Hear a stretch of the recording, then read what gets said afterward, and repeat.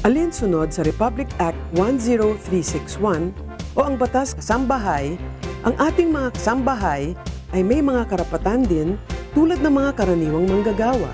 Sila rin ay nararapat na maging miyembro ng Pag-ibig Fund, SSS at PhilHealth upang makinabang sa mga benepisyo ng mga ito. At dahil dito, itinatag ang Kasambahay Unified Registration System.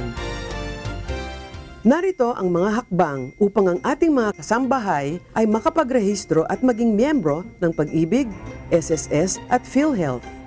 Ang household employer at kasambahay ay maaaring pumunta sa pinakamalapit na sangay ng Pag-ibig, SSS o PhilHealth upang makakuha ng household employer at kasambahay unified registration forms. Dahil unified na po ang rehistro, isang sangay na lamang ang kailangan puntahan para makapagrehistro sa 3 ahensya. Halimbawa, kung ang pinakamalapit na opisina ay ang Pag-ibig Office, maaaring doon na pumunta para makapagrehistro si household employer at kasambahay. Hindi lamang sa Pag-ibig, kundi pati na rin sa SSS at PhilHealth. Hindi na po kailangan isa-isahin pumunta sa 3 ahensya. 3-in-1 na! Punan ang registration forms ng mga impormasyon na kailangan, tulad ng kumpletong pangalan, address, edad, kasarian, petsa ng kapanganakan, sibil na katayuan, at iba pa.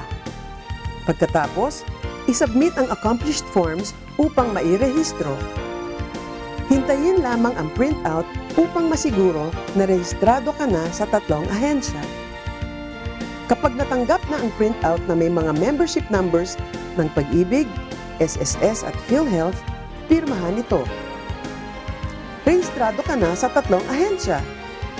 Maaari na magbayad ng kaukulang contributions sa mga nasabing ahensya o pumunta sa Bayad Center Outlets o SM Business Centers.